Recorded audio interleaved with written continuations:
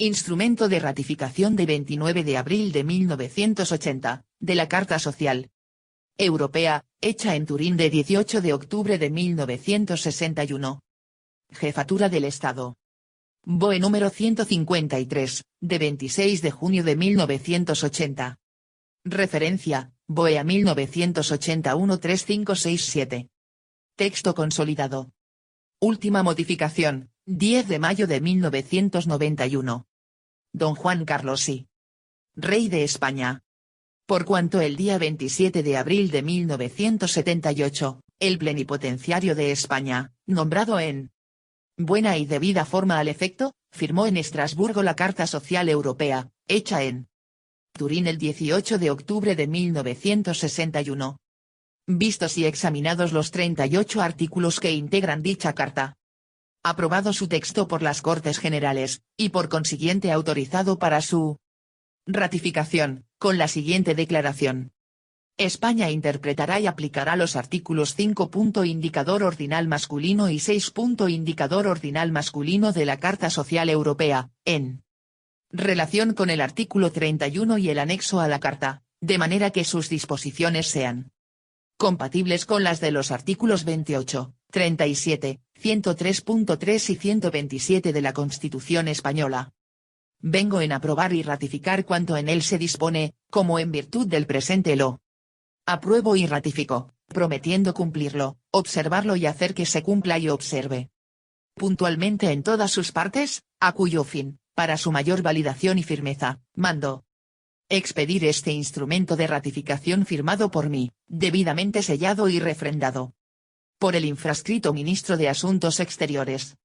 Dado en Madrid a 29 de abril de 1980. Juan Carlos R. El Ministro de Asuntos Exteriores. Marcelino Oreja Aguirre. Carta Social Europea. Turín, 18 de octubre de 1961. Consejo de Europa, Estrasburgo. Los gobiernos signatarios, miembros del Consejo de Europa. Considerando que la finalidad del Consejo de Europa es conseguir una unión más estrecha entre sus miembros con objeto de salvaguardar y promover los ideales y principios. Legislación consolidada. Página 1. Que son su patrimonio común, y favorecer su progreso económico y social, en particular, mediante la defensa y el desarrollo de los derechos humanos y de las libertades fundamentales. Considerando que, por el Convenio para la Protección de los Derechos Humanos y Libertades Fundamentales, firmado en Roma el 4 de noviembre de 1950 y su protocolo adicional, firmado en París el 20 de marzo de 1952, los Estados miembros del Consejo de Europa convinieron en garantizar a sus pueblos los derechos civiles y políticos y las libertades especificados en esos instrumentos. Considerando que el goce de los derechos sociales debe quedar garantizado sin discriminación por motivos de raza, color, sexo, religión, opinión política, proveniencia nacional u origen social. Resueltos a desplegar en común todos los esfuerzos posibles para mejorar el nivel de vida y promover el bienestar de todas las categorías de sus poblaciones, tanto rurales como urbanas, por medio de instituciones y actividades apropiadas. Convienen en lo siguiente. Parte 1. Las partes contratantes reconocen como objetivo de su política, que habrá de seguirse por todos los medios adecuados, tanto de carácter nacional como internacional, el establecer aquellas condiciones en que puedan hacerse efectivos los derechos y principios siguientes. 1. Toda persona tendrá la oportunidad de ganarse la vida mediante un trabajo libremente elegido. 2. Todos los trabajadores tienen derecho a unas condiciones de trabajo equitativas. 3. Todos los trabajadores tienen derecho a la seguridad y a la higiene en el trabajo. 4. Todos los trabajadores tienen derecho a una remuneración suficiente que les proporcione a ellos y a sus familias un nivel de vida decoroso. 5. Todos los trabajadores y empleadores tienen derecho a asociarse libremente en organizaciones nacionales o internacionales para la protección de sus intereses económicos y sociales. 6. Todos los trabajadores y empleadores tienen derecho a la negociación colectiva. 7. Los niños y los adolescentes tienen derecho a una protección especial contra los peligros físicos y morales a los que estén expuestos. 8. Las trabajadoras, en caso de maternidad, y las demás trabajadoras, en los casos procedentes, tienen derecho a una protección especial en su trabajo. 9. Toda persona tiene derecho a medios apropiados de orientación profesional, que le ayuden a elegir una profesión conforme a sus aptitudes personales y a sus intereses. 10. Toda persona tiene derecho a medios adecuados de formación profesional. 11.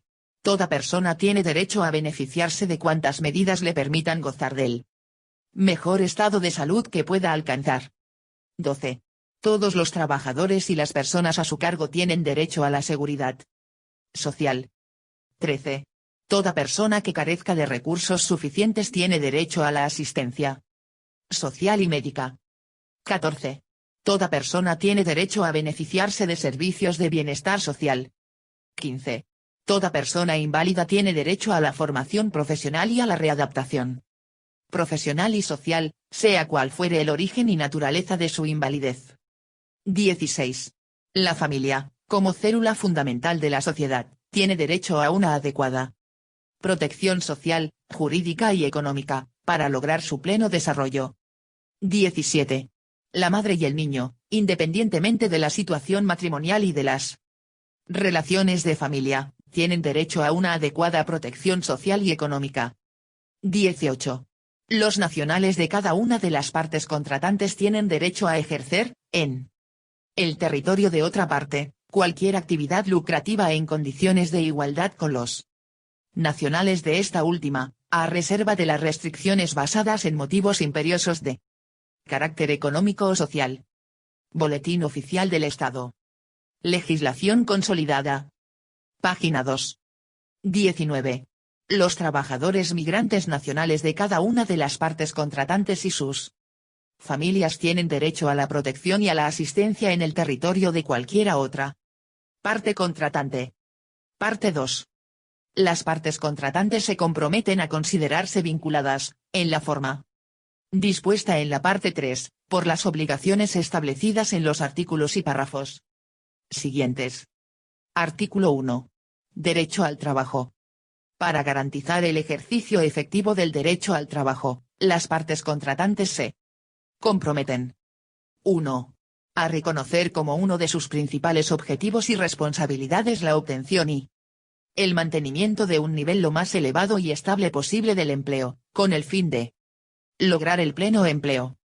2. A proteger de manera eficaz el derecho del trabajador a ganarse la vida mediante un trabajo libremente elegido. 3.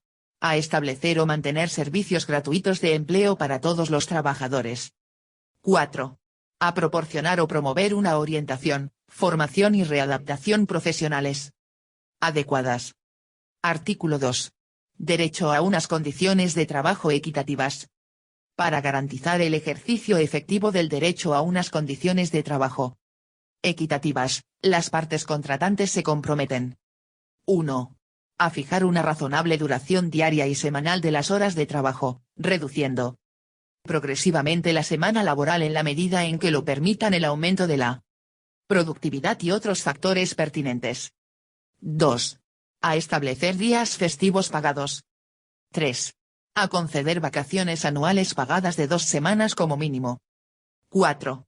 A conceder a los trabajadores empleados en determinadas ocupaciones peligrosas o insalubres una reducción de la duración de las horas de trabajo o días de descanso suplementarios pagados. 5.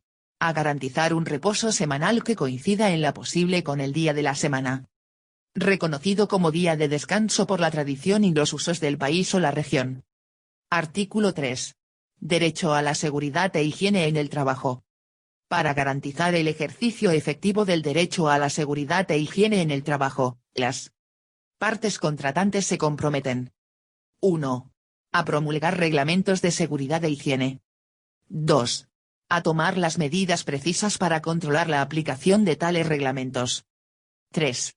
A consultar, cuando proceda, a las organizaciones de empleadores y trabajadores sobre las medidas encaminadas a mejorar la seguridad e higiene del trabajo.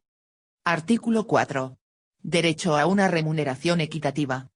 Para garantizar el ejercicio efectivo del derecho a una remuneración equitativa, las partes contratantes se comprometen. 1. A reconocer el derecho de los trabajadores a una remuneración suficiente que les proporcione a ellos y a sus familias un nivel de vida decoroso. 2. A reconocer el derecho de los trabajadores a un incremento de remuneración para las horas extraordinarias, salvo en determinados casos particulares. 3. A reconocer el derecho de los trabajadores de ambos sexos a una remuneración igual por un trabajo de igual valor. 4. A reconocer el derecho de todos los trabajadores a un plazo razonable de preaviso en caso de terminación del empleo. Boletín Oficial del Estado. Legislación consolidada. Página 3. 5. A no permitir retenciones sobre los salarios sino en las condiciones y límites establecidos por las leyes o reglamentos nacionales, o fijados por convenios colectivos o laudos arbitrales. El ejercicio de estos derechos deberá asegurarse mediante convenios colectivos libremente concertados, por los medios legales de fijación de salarios, o mediante cualquier otro procedimiento adecuado a las condiciones nacionales. Artículo 5. Derecho sindical. Para garantizar o promover la libertad de los trabajadores y empleadores de constituir organizaciones locales, nacionales, o internacionales para la protección de sus intereses económicos y sociales y de adherirse a esas organizaciones, las partes contratantes se comprometen a que la legislación nacional no menoscabe esa libertad, ni se aplique de manera que pueda menoscabarla. Igualmente el principio que establezca la aplicación de estas garantías a los miembros de las Fuerzas Armadas y la medida de su aplicación a esta categoría de personas deberán ser determinados por las leyes y reglamentos nacionales. Artículo 6. Derecho de negociación colectiva. Para garantizar el ejercicio efectivo del derecho de negociación colectiva, las partes contratantes se comprometen. 1. A favorecer la concertación paritaria entre trabajadores y empleadores. 2. A promover, cuando ello sea necesario y conveniente, el establecimiento de procedimientos de negociación voluntaria entre empleadores u organizaciones de empleadores, de una parte, y organizaciones de trabajadores de otra, con objeto de regular las condiciones de empleo por medio de convenios colectivos. 3. A fomentar el establecimiento y la utilización de procedimientos adecuados de conciliación y arbitraje voluntarios para la solución de conflictos laborales. Y reconocen. 4. El derecho de los trabajadores y empleadores, en caso de conflicto de intereses, a emprender acciones colectivas, incluido el derecho de huelga, sin perjuicio de las obligaciones que puedan dimanar de los convenios colectivos en vigor. Artículo 7. Derecho de los niños y adolescentes a protección.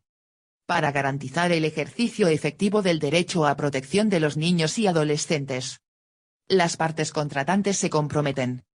1.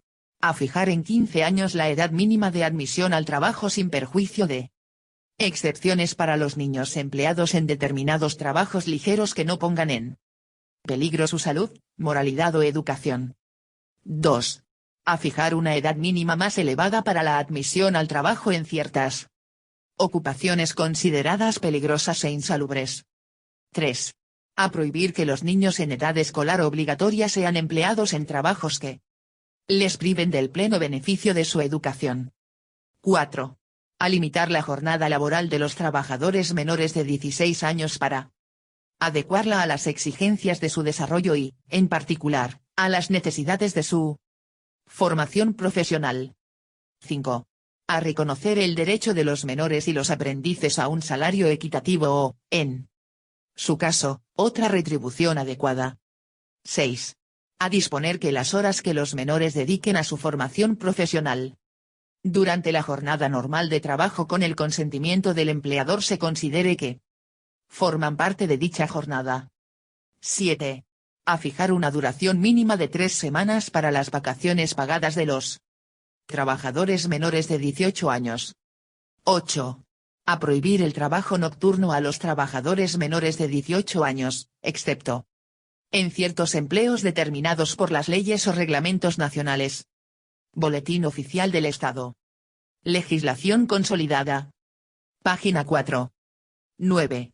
A disponer que los trabajadores menores de 18 años ocupados en ciertos empleos determinados por las leyes o reglamentos nacionales sean sometidos a un control médico regular. 10.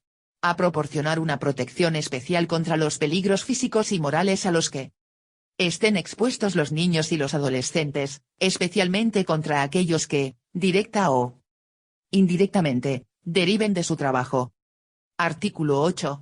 Derecho de las trabajadoras a protección. Para garantizar el ejercicio efectivo del derecho de las trabajadoras a protección, las partes contratantes se comprometen. 1. A garantizar a las mujeres, antes y después del parto, un descanso de una duración total de 12 semanas, como mínimo, sea mediante vacaciones pagadas, sea por prestaciones adecuadas de la seguridad social o por subsidios sufragados con fondos públicos. 2. A considerar como ilegal que un empleador despida a una mujer durante su ausencia por permiso de maternidad o en una fecha tal que el periodo de preaviso expire durante esa ausencia. 3. A garantizar a las madres que críen a sus hijos el tiempo libre suficiente para hacerlo. 4. A regular el trabajo nocturno de la mujer en empleos industriales. B. A prohibir el empleo femenino en trabajos subterráneos de minería y, en su caso, en cualesquiera otros trabajos que no sean adecuados para la mujer por su carácter peligroso, penoso e insalubre. Téngase en cuenta que España ha denunciado el apartado 4.b, con efectos a partir del 5 de junio de 1991, por notificación de 6 de mayo de 1991. Ref. BOEA 1991-11143. Artículo 9. Derecho a la orientación profesional. Para garantizar el ejercicio efectivo del derecho a la orientación profesional, las partes contratantes se comprometen a establecer o facilitar, según se requiera, un servicio que ayude a todas las personas, incluso los minusválidos, a resolver los problemas que plantea la elección de una profesión o la promoción profesional, teniendo en cuenta las características del interesado y su relación con las posibilidades del mercado de empleo. Esta ayuda deberá ser prestada gratuitamente tanto a los jóvenes, incluidos los niños en edad escolar, como a los adultos. Artículo 10. Derecho de formación profesional. Para afianzar el ejercicio efectivo del derecho de formación profesional, las partes contratantes se comprometen. 1. A asegurar o favorecer, según se requiera, la formación técnica y profesional de todas las personas, incluidos los minusválidos, previa consulta con las organizaciones profesionales de empleadores y trabajadores, y a arbitrar medios que permitan el acceso a la enseñanza técnica superior y a la enseñanza universitaria, con base únicamente en el criterio de la aptitud individual. 2. A asegurar o favorecer un sistema de aprendizaje y otros sistemas de formación de los jóvenes de ambos sexos en sus diversos empleos. 3. A asegurar o favorecer, según se requiera. A. Servicios apropiados y fácilmente accesibles para la formación de trabajadores adultos. B. Servicios especiales para la reconversión profesional de trabajadores adultos, requerida por el desarrollo técnico o por un cambio de tendencias en el mercado de trabajo. 4.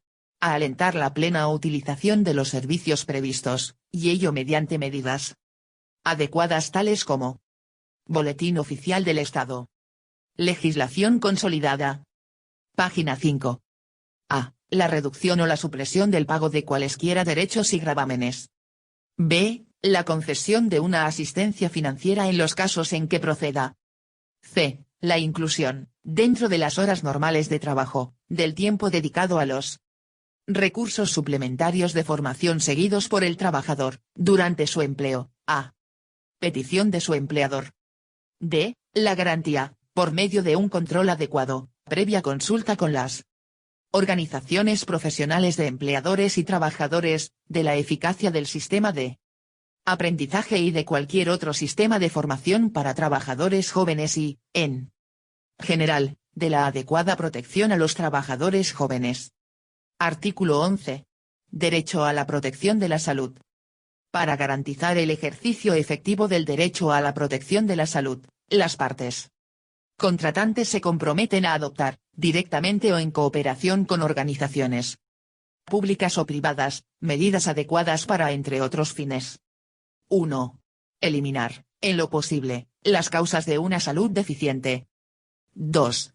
Establecer servicios educacionales y de consulta dirigidos a la mejora de la salud y a estimular el sentido de responsabilidad individual en lo concerniente a la misma. 3. Prevenir, en lo posible, las enfermedades epidémicas, endémicas y otras. Artículo 12. Derecho a la seguridad social. Para garantizar el ejercicio efectivo del derecho a la seguridad social, las partes contratantes se comprometen. 1. A establecer o mantener un régimen de seguridad social. 2.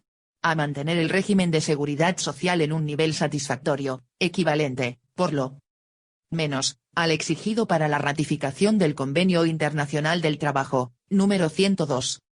Sobre normas mínimas de seguridad social. 3. A esforzarse por elevar progresivamente el nivel del régimen de seguridad social. 4.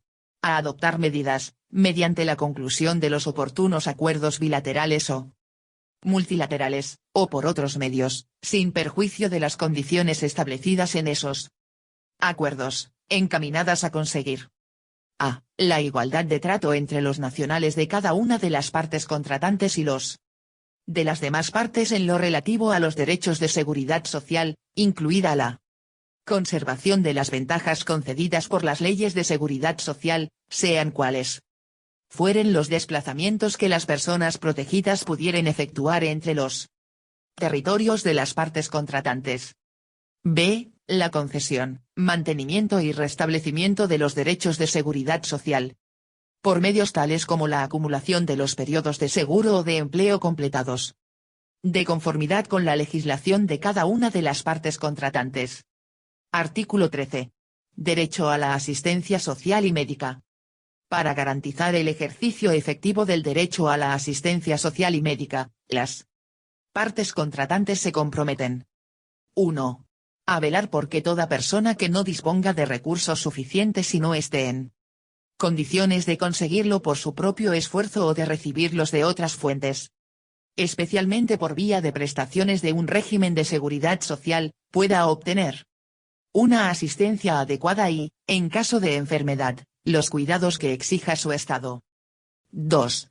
A velar porque las personas que se beneficien de tal asistencia no sufran por ese motivo disminución alguna en sus derechos políticos y sociales. 3.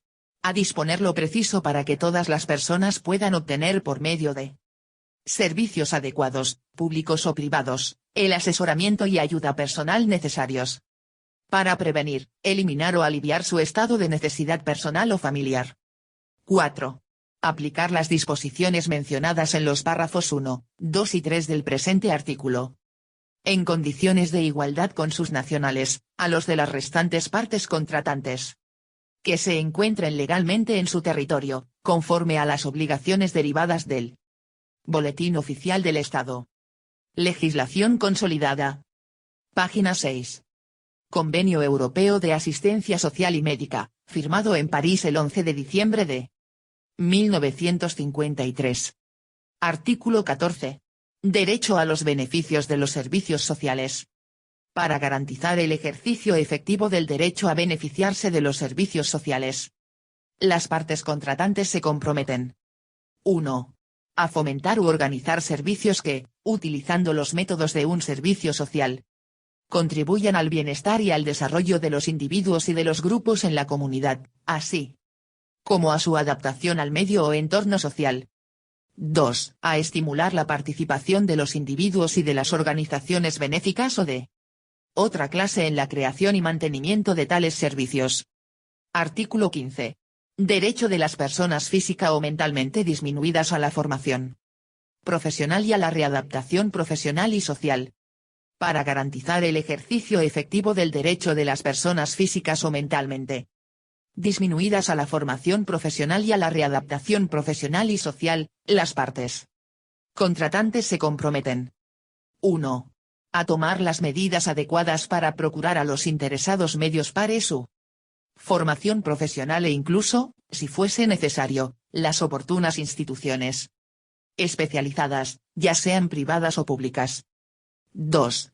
A adoptar las medidas adecuadas para proporcionar un puesto de trabajo a los minusválidos, particularmente por medio de servicios especiales de colocación, posibilidades de empleo protegido y medidas destinadas a estimular a los empleadores a su contratación.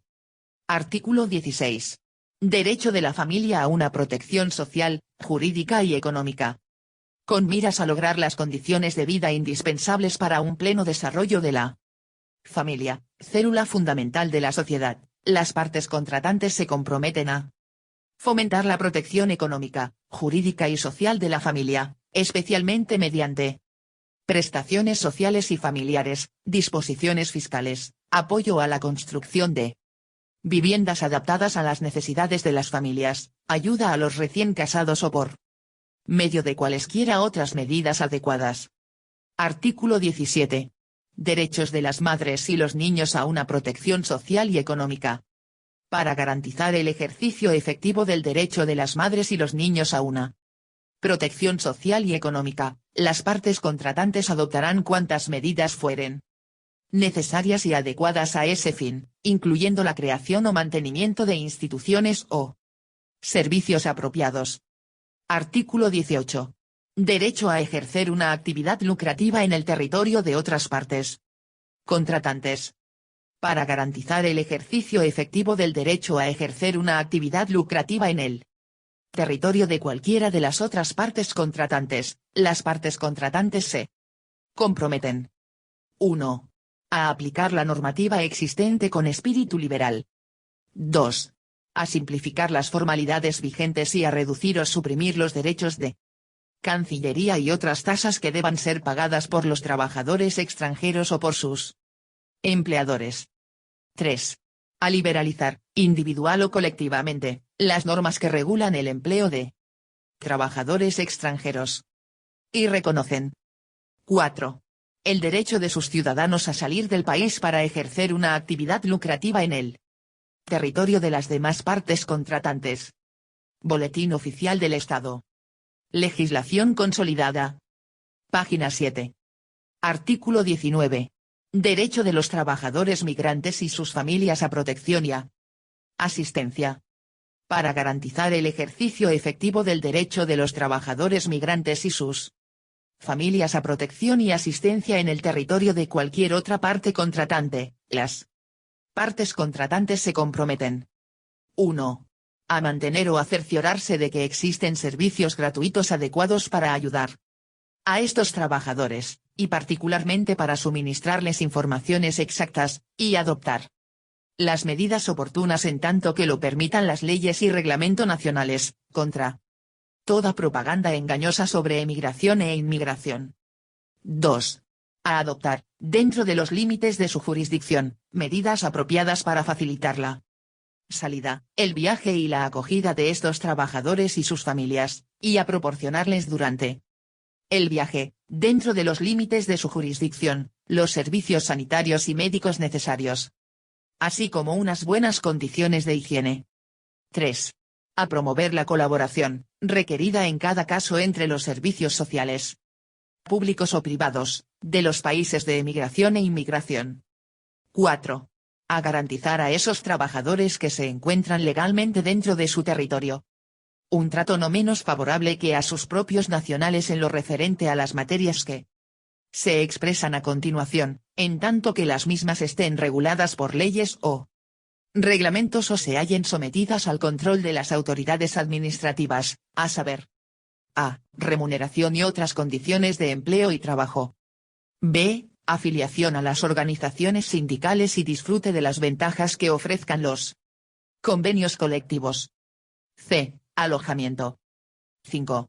A garantizar a esos trabajadores, cuando se encuentren legalmente dentro de su territorio, un trato no menos favorable que el que reciben sus propios nacionales en lo concerniente a impuestos, tasas y contribuciones relativos al trabajo, a cargo del trabajador. 6. A facilitar en lo posible el reagrupamiento de la familia del trabajador extranjero a quien se le haya autorizado para establecerse dentro del territorio. 7. A garantizar a dichos trabajadores que se encuentran legalmente dentro de su territorio un trato no menos favorable que a sus propios nacionales en lo relativo a las acciones procesales sobre las cuestiones mencionadas en el presente artículo. 8. A garantizar a dichos trabajadores, cuando residan legalmente dentro de su territorio, que no podrán ser expulsados, excepto si amenazaren la seguridad del Estado o atentaren contra el orden público o las buenas costumbres. 9. A permitir, dentro de los límites fijados por las leyes, la transferencia de cualquier parte de las ganancias o ahorros de tales trabajadores migrantes que éstos desearen transferir. 10. A extender las medidas de protección y asistencia previstas en el presente artículo a los trabajadores migrantes que trabajen por cuenta propia, en cuanto las mismas les sean aplicables. Parte 3. Artículo 20. Obligaciones. 1. Cada una de las partes contratantes se compromete a considerar la parte 1 de la presente carta como una declaración de dos objetivos que tratará de alcanzar por todos los medios adecuados, conforme a lo dispuesto en el párrafo de introducción de dicha parte. B. A considerarse obligada al menos por 5 de los 7 artículos siguientes de la parte 2 de la Carta, artículos 1, 5, 6, 12, 13, 16 y 19. C. A considerarse obligada, además, por un número adicional de artículos o párrafos numerados de la parte 2 de la Carta que elija dicha parte contratante, siempre que el Boletín Oficial del Estado. Legislación consolidada. Página 8. Número total de los artículos y de los párrafos numerados a los que quedará, obligada no sea inferior a 10 artículos o a 45 párrafos numerados. 2. Los artículos o párrafos elegidos de conformidad con lo dispuesto en los apartados B y C, del párrafo 1 del presente artículo serán notificados por la parte contratante al Secretario General del Consejo de Europa en el momento del depósito de su instrumento de ratificación o de aprobación. 3. En cualquier fecha posterior cada una de las partes contratantes podrá declarar, en virtud de notificación dirigida al Secretario General, que se considera obligada por cualquier otro artículo o párrafo de los numerados en la parte 2 de la Carta y que no hubiera antes aceptado conforme a lo dispuesto en el párrafo 1 del presente artículo. Estas obligaciones contraídas ulteriormente se reputarán como parte integrante de la ratificación o de la aprobación y surtirán los mismos efectos a partir del 30º día después de la fecha de la notificación. 4. El Secretario General comunicará a todos los gobiernos signatarios y al Director General de la Oficina Internacional del Trabajo cualquier notificación que hubiere recibido de conformidad con la presente parte de la Carta. 5. Cada parte contratante dispondrá de un sistema de inspección del trabajo adecuado a las condiciones nacionales. Parte 4. Artículo 21. Informes sobre las disposiciones aceptadas. Las partes contratantes remitirán al Secretario General del Consejo de Europa, en forma que habrá de determinar el Comité de Ministros, un informe bienal sobre la aplicación de las disposiciones de la parte 2 de la Carta que aquellas hubieren aceptado. Artículo 22. Informes sobre las disposiciones que no hubieren sido aceptadas. Las partes contratantes remitirán al Secretario General del Consejo de Europa, a intervalos apropiados y a petición del Comité de Ministros, informes sobre las disposiciones de la parte 2 de la Carta que aquellas no hubieren aceptado en el momento de su ratificación o aprobación, o en una notificación posterior. El Comité de Ministros determinará periódicamente sobre qué disposiciones se pedirán dichos informes y cuál será su forma. Artículo 23. Envío de copias. 1. Cada una de las partes contratantes enviará copias de los informes mencionados en los artículos 21 y 22 a aquellas de sus organizaciones nacionales que estén afiliadas a las organizaciones internacionales de empleadores y trabajadores que sean invitadas, conforme a lo dispuesto en el artículo 27, párrafo 2, a hacerse representar en las reuniones del Subcomité del Comité Social Gubernamental. 2. Las partes contratantes remitirán al secretario general cualesquiera observaciones sobre dichos informes que hayan recibido de las citadas organizaciones nacionales, si éstas lo hubieren solicitado. Artículo 24. Examen de los informes. Los informes presentados al secretario general en aplicación de los artículos 21 y 22 serán examinados por un comité de expertos, que conocerá igualmente todas las observaciones remitidas al secretario general conforme a lo dispuesto en el párrafo 2 del artículo 23. Artículo 25. Comité de expertos. 1.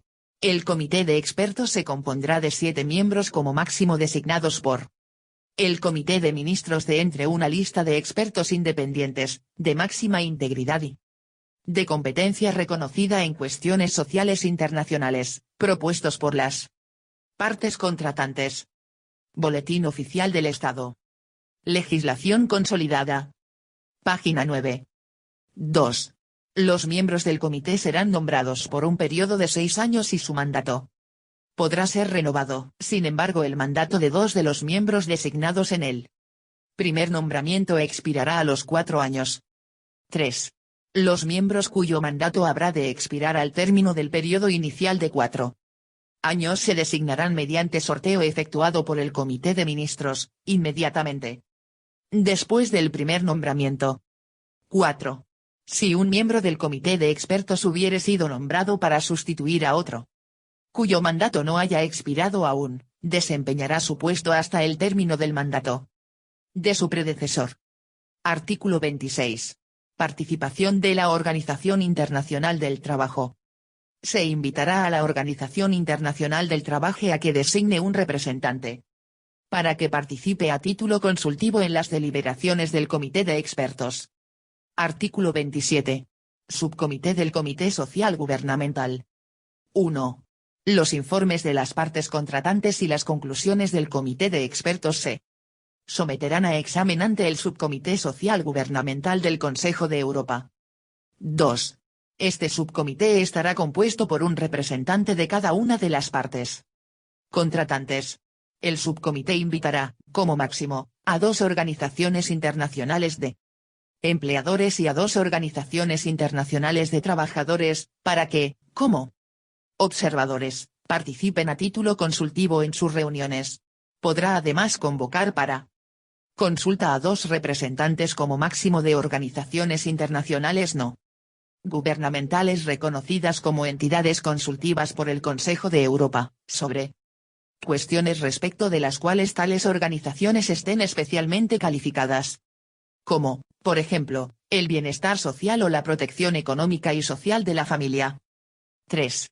El subcomité presentará al Comité de Ministros un informe que contenga sus conclusiones, al que unirá como anexo el informe del Comité de Expertos. Artículo 28. Asamblea Consultiva. El secretario general del Consejo de Europa remitirá a la Asamblea Consultiva las conclusiones del Comité de Expertos. La Asamblea Consultiva comunicará al Comité de Ministros su opinión sobre dichas conclusiones. Artículo 29. Comité de Ministros. Por una mayoría de 2/3 de los miembros que tengan derecho a participar en sus reuniones, el Comité de Ministros, sobre la base del informe del subcomité y previa consulta a la Asamblea Consultiva, podrá formular las recomendaciones que estime pertinentes a cada una de las partes contratantes. Parte 5. Artículo 30. Suspensión de obligaciones en caso de guerra o de peligro público. 1.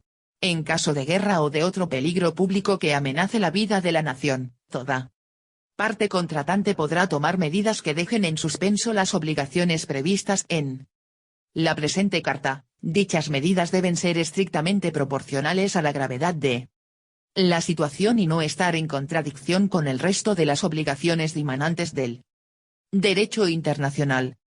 2. Toda parte contratante que haya utilizado este derecho a dejar en suspenso las obligaciones de la Carta informará plenamente al Secretario General del Consejo de Europa, dentro de un plazo razonable, sobre las medidas adoptadas y los motivos que las hayan inspirado. Igualmente informará al secretario general sobre la fecha en la que tales medidas hayan dejado de surtir efectos y en la que las disposiciones de la carta por dicha parte aceptadas reciban de nuevo plena aplicación. Boletín Oficial del Estado. Legislación consolidada. Página 10. 3. El secretario general informará a las demás partes contratantes y al director general de la Oficina Internacional del Trabajo sobre todas las comunicaciones que hubiere recibido, de conformidad con lo dispuesto en el párrafo 2 del presente artículo. Artículo 31. Restricciones. 1. Los derechos y principios enunciados en la parte 1, una vez llevados a la práctica, así como su ejercicio efectivo con arreglo a lo dispuesto en la parte 2, no podrán ser objeto de restricciones o limitaciones que no estén especificadas en las partes y, salvo las establecidas por la ley y que sean necesarias en una sociedad democrática para garantizar el respeto de los derechos y libertades de terceros o para proteger el orden público, la seguridad nacional, la salud pública o las buenas costumbres. 2. Las restricciones permitidas en virtud de la presente Carta a los derechos y obligaciones reconocidos en ella no podrán ser aplicadas con una finalidad distinta de aquella para la que han sido previstas. Artículo 32. Relaciones entre la Carta y el derecho interno o los acuerdos internacionales. Las disposiciones de la presente Carta no afectarán a las disposiciones de derecho interno ni a las de los tratados, convenios o acuerdos bilaterales o multilaterales que estén vigentes o puedan entrar en vigor y conforme a los cuales se concediere un trato más favorable a las personas protegidas. Artículo 33. Puesta en aplicación por medio de convenios colectivos. 1. En los Estados miembros en los que las disposiciones de los párrafos 1, 2, 3, 4 y 5 del artículo 2, párrafos 4, 6 y 7 del artículo 7 y párrafos 1, 2, 3 y 4 del artículo 10 de la parte 2 de la presente Carta sean materias que estén normalmente confiadas a convenios entre empleadores u organizaciones de empleadores y organizaciones de trabajadores, o que normalmente se establezcan por vías distintas de la legislativa, las partes contratantes podrán aceptar los compromisos correspondientes, considerándose que los mismos han sido cumplidos desde el momento en que esas disposiciones sean aplicadas en virtud de dichos convenios, o por cualquier otro medio, a la gran mayoría de los trabajadores interesados. 2. En los Estados miembros en los que estas disposiciones sean materia que compete normalmente a la actividad legislativa, las partes contratantes podrán igualmente aceptar los compromisos correspondientes, considerándose que los mismos han sido cumplidos desde el momento en que esas disposiciones sean aplicadas por ley a la gran mayoría de los trabajadores interesados. Artículo 34. Aplicación territorial. 1. La presente Carta se aplicará al territorio metropolitano de cada parte contratante. Todo gobierno signatario, en el momento de la firma o en el del depósito de su instrumento de ratificación o de aprobación, podrá especificar, mediante una declaración dirigida al Secretario General del Consejo de Europa el territorio que haya de considerarse a este efecto como su territorio metropolitano. 2. Toda parte contratante, en el momento de la ratificación o aprobación de la presente Carta, o en cualquier momento posterior podrá declarar, mediante notificación dirigida al Secretario General del Consejo de Europa, que la Carta, en su totalidad o en parte, se aplicará a uno o más territorios no metropolitanos designados en dicha declaración, cuyas relaciones internacionales tenga a su cargo o respecto de las cuales asuma sus responsabilidades internacionales. En la declaración especificará los artículos o párrafos de la parte 2 de la Carta que acepta como obligatorios respecto a cada uno de los territorios designados en ella. 3. La Carta se aplicará al territorio o territorios designados en la declaración mencionada en el párrafo precedente a partir del 30º día siguiente al de la fecha en que el Secretario General hubiere recibido la notificación de dicha declaración. 4.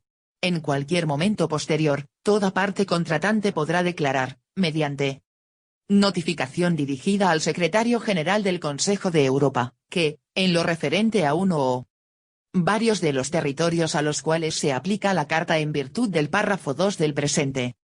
Boletín Oficial del Estado. Legislación consolidada.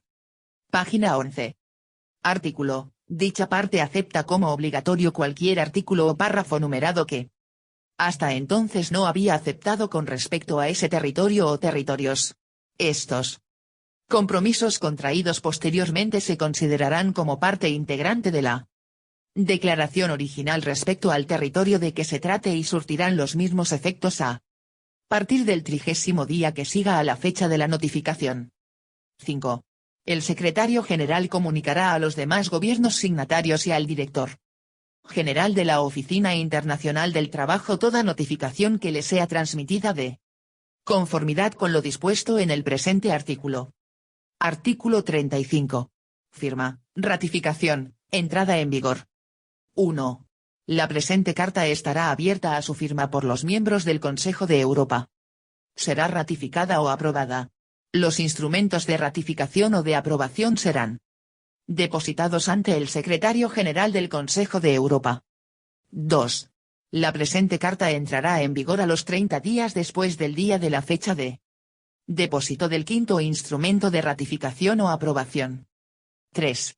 Para todo gobierno signatario que la ratificare ulteriormente, la carta entrará en vigor a los 30 días a partir de la fecha del depósito de su instrumento de ratificación o aprobación.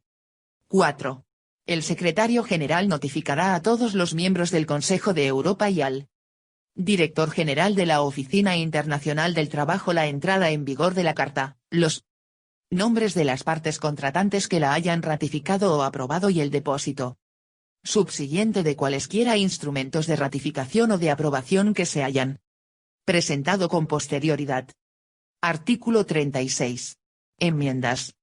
Todo miembro del Consejo de Europa podrá proponer enmiendas a la presente carta mediante comunicación dirigida al Secretario General del Consejo de Europa.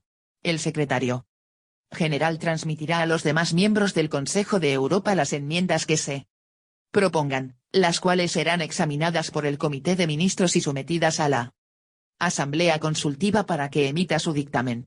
Toda enmienda aprobada por el Comité de Ministros entrará en vigor 30 días después de que todas las partes contratantes hayan comunicado al Secretario General su aceptación. El Secretario General notificará a todos los miembros del Consejo de Europa y al Director General de la Oficina Internacional del Trabajo la entrada en vigor de tales enmiendas. Artículo 37. Denuncia. 1. Ninguna parte contratante podrá denunciar la presente carta hasta que haya transcurrido un periodo de 5 años desde la fecha en que la carta entró en vigor para dicha parte ni antes de que haya concluido cualquier otro periodo ulterior de 2 años, y, en uno y otro caso, lo notificará con una antelación de 6 meses al Secretario General, quien informará al respecto a las restantes partes contratantes y al Director General de la Oficina Internacional del Trabajo. Tal denuncia no afectará a la validez de la carta con respecto a las demás partes contratantes, siempre que el número de estas no sea en momento alguno inferior a 5. 2. De conformidad con las disposiciones contenidas en el párrafo precedente, toda parte contratante podrá denunciar cualquier artículo o párrafo de la parte 2 de la carta que hubiere aceptado, siempre que el número de artículos o párrafos que dicha parte siga obligada a cumplir no sea inferior a 10, en el primer caso, y 45, en el segundo, y que esos artículos o párrafos sigan incluyendo los artículos elegidos por dicha parte contratante entre los que son objeto de una referencia especial en el artículo 20, párrafo 1, apartado B. 3. Toda parte contratante podrá denunciar la presente carta o cualquier artículo o párrafo de su parte 2, conforme a las condiciones previstas en el párrafo 1 del presente artículo, en lo referente a cualquier territorio al cual se aplique la carta en virtud de una declaración hecha con arreglo al párrafo 2 del artículo 34. Boletín Oficial del Estado. Legislación consolidada. Página 12. Artículo 38. Anejo. El anejo a la presente carta forma parte integrante de la misma. En fe de lo cual, los abajo firmantes, debidamente autorizados para ello, firman la Presente carta. Hecho en Turín el 18 de octubre de 1961, en francés y en inglés, siendo ambos textos igualmente auténticos, en un único ejemplar que será depositado en los archivos del Consejo de Europa. El secretario general remitirá copias certificadas conformes a todos los signatarios. Por el Gobierno de la República de Austria, por el Gobierno del Reino de Bélgica. Estrasburgo, 22 de julio de 1963 L. Servais. H. Reichmann. Por el Gobierno de la República de Chipre, por el Gobierno de la República Italiana. Estrasburgo, 22 de mayo de 1967 Fiorentino Suyo. S. Cipriano. Por el Gobierno del Reino de Dinamarca, por el Gobierno del Gran Ducado de Luxemburgo. Eridre Colling. Por el Gobierno de la República Francesa, por el Gobierno del Reino de los Países Bajos. Gaston Palewski M. Z. N. Witteben. Por el Gobierno de la República Federal de Alemania, por el Gobierno de Noruega. Dr. Klausen Akringleboten. Por el Gobierno del Reino de Grecia, por el Gobierno del Reino de Suecia, a reserva de la aprobación del Riksdag.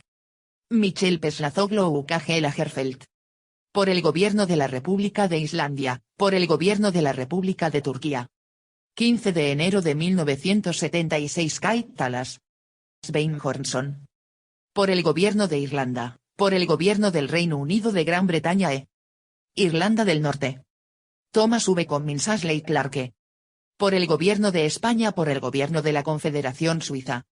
27 de abril de 1978 6 de mayo de 1976. Marcelino Oreja Aguirre Pierre Graver. Anexo a la Carta Social. Ámbito de aplicación de la Carta Social en lo que se refiere a las personas protegidas. 1.